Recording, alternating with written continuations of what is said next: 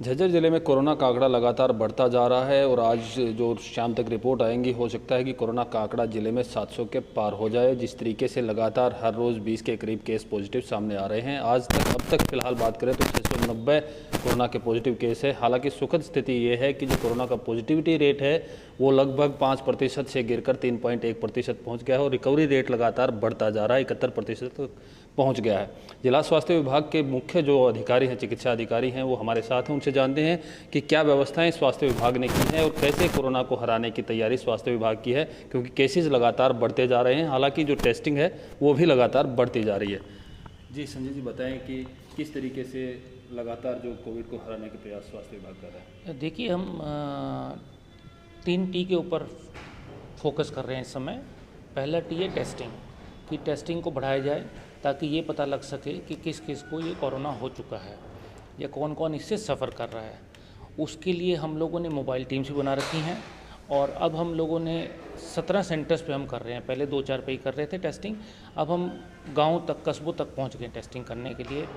हम इसमें फोकस ये करते हैं कि उन लोगों की टेस्टिंग ज़्यादा की जाए, स्पेशली मोबाइल टीम के द्वारा, जो लोग इसको स्प्रेड करने में ज़्यादा सक्षम हों। जैसे हमने बार्बर्स की टेस्टिंग करी, हमने मंडियों में टेस्टिंग करी, हमने झज्जर में भी आड़तियों की टेस्टिंग करी, हम शॉपकीपर्स की टेस्टिंग कर रहे हैं, हम उन डिलीवरी बॉयज़ की टेस्टिंग कर रहे हैं जो फूड को या बाकी आइटम्स को ले जाते हैं। हम लोग फैक्ट्री से सहयोग ले रहे हैं, हर फैक्ट्री में जाके हम टेस्टिंग कर रहे हैं। हमारी सर्वेलेंस टीम लगातार 5 राउंड पूरे कर चुकी है और तकरीबन हर राउंड में 2 लाख के लगभग पॉपुलेशन का सर्वे कर चुकी है कि किसी को कोई ऐसा सिम्टम तो नहीं ILI का जिससे ये पता लगे कि कोरोना उसको ना हो और उसकी टेस्टिंग कराई जाए। टेस्टिंग करने के बाद हम लोग उसको फोकस करते हैं कि जो पॉजिटिव केस आ गया उसके कॉन्टैक्ट्स को ट्रेस करा जाए। उसके कॉन्टैक्ट्स को ट्रेसिंग के लिए अलग से टीम होती है हमारी, उसकी हर कॉन्टैक्ट का टेस्ट करा जाता है। प्लस जो एरिया जहाँ का वो रहने वाला है उसको कंटेनमेंट जोन में कन्वर्ट करके उसको कंटेन करा जाता है ताकि इसके बियॉन्ड स्प्रेड ना हो। उसके बाद उस पेशेंट को हम लोगों ने ये देखना होता है कि उसकी मोर्टेलिटी ना हो किसी भी तरीके से। उसको होम आइसोलेशन में क्या वो सहूलियत है उसके होम घर में अवेलेबल है और उस पेशेंट की जो सेहत है वो अलाउ करती है होम आइसोलेशन के लिए, तो उसको होम आइसोलेशन हम करते हैं और पूरी एहतियात बरतते हैं। पूरी दवाइयाँ दी जाती हैं, पैम्फलेट दिए जाते हैं, अवेयरनेस किया जाता है। अगर होम आइसोलेशन के लिए ठीक नहीं है तो कोविड केयर सेंटर में जाएगा, कोविड हेल्थ सेंटर में या डेडिकेटेड कोविड हॉस्पिटल, वो भी वहीं के MO को देखना होता है। दूसरा इम्पॉर्टेंट चीज़ ये, अगर होम आइसोलेशन में हम किसी का करते हैं, हम ये इंश्योर करते हैं कि टीम्स विजिट करती रहें उसको। प्लस हमने एक कॉल सेंटर बना रखा है जहाँ से दिन में 3 या 4 बार उसको कॉल्स जाती हैं उसके बारे में पूछने के लिए कि उसकी तबीयत कैसी है, कोई खांसी, बुखार, जुखाम, कोई सांस लेने में दिक्कत, ऐसी कोई दिक्कत तो नहीं है। एक पल्स ऑक्सीमीटर दे रखे हैं हमने सबको ये देखने के लिए कि ऑक्सीजन सैचुरेशन कितनी है। तीसरा जो हमारा आता है ट्रीटमेंट का, वो ये कि जो हमारे पास टर्शरी लेवल का, तो देखिए हम रोहतक PGI भेजते हैं। उससे पहले की दोनों स्टेजेस हमारे पास पर्याप्त मात्रा में है। होम आइसोलेशन भी हमारे पास इस समय कम से कम आप लगाइए 90 के आसपास पेशेंट्स हैं और कोविड केयर सेंटर में हमारे पास 87 के आसपास पेशेंट्स हैं इस समय। 188 हमारे पेशेंट्स एक्टिव हैं इस समय। तमाम एहतियात आपने बरते, तमाम सर्वे किए, सैम्पलिंग की, टेस्टिंग की, लोगों को अवेयर भी किया, बावजूद उसके 7 लोगों की डेथ हो गई है और 690 के करीब आंकड़ा जो आपने भाई जो अभी तक आंकड़े आपने प्रस्तुत किए हैं उनमें है। क्यों बढ़ रहे हैं?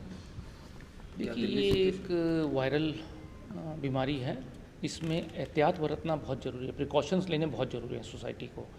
जैसे कि देखिए, सरकार बार बार कह रही है कि 6 फीट का डिस्टेंस मेंटेन करें, मास्क लगाएं, सैनिटाइज़र्स का, साबुन का प्रयोग करें, 40 सेकंड के लिए हाथ धोएं। तो ये कुछ एक चीज़ें हैं जो हो सकता है कि सोसाइटी में कुछ लोग फॉलो नहीं कर रहे हैं और वो लोग इसको स्प्रेड कर रहे हैं, उसके लिए सख्ती भी की जा रही है, चालान काटे जा रहे हैं।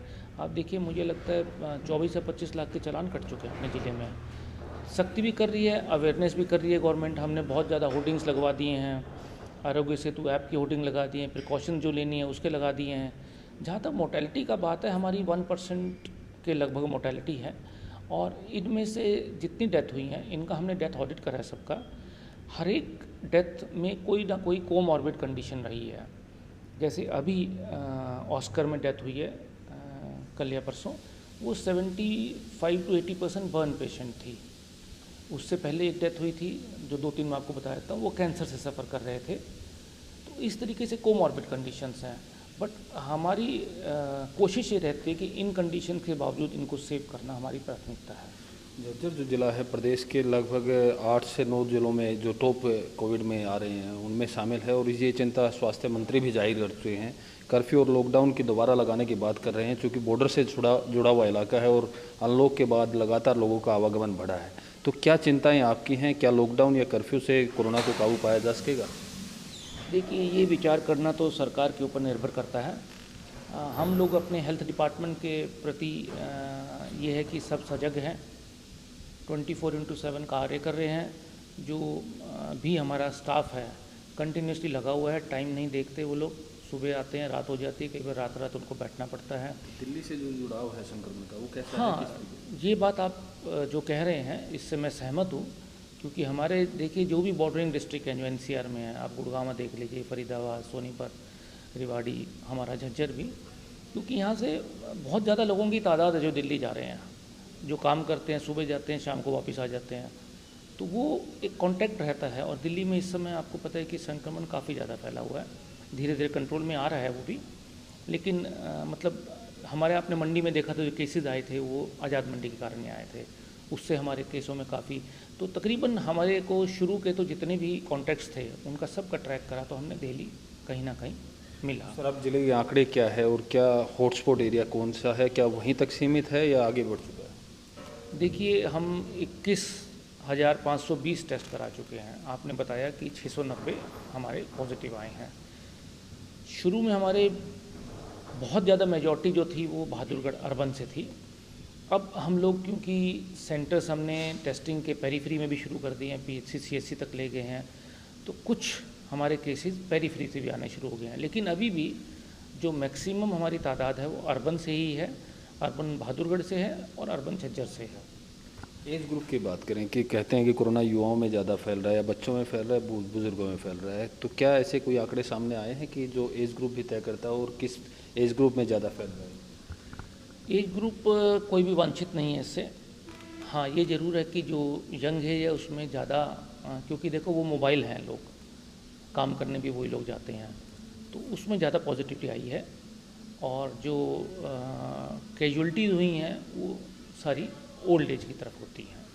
जिस तरीके की रिपोर्ट सामने आ रही है कि कोविड की जो वैक्सीन है उसके ट्रायल चल रहे हैं, तो आपकी भी बात होगी, रोहतक में भी ट्रायल चल रहे हैं, किस तरह से देखते हैं कब तक वैक्सीन सामने आएगी और क्या परिणाम है?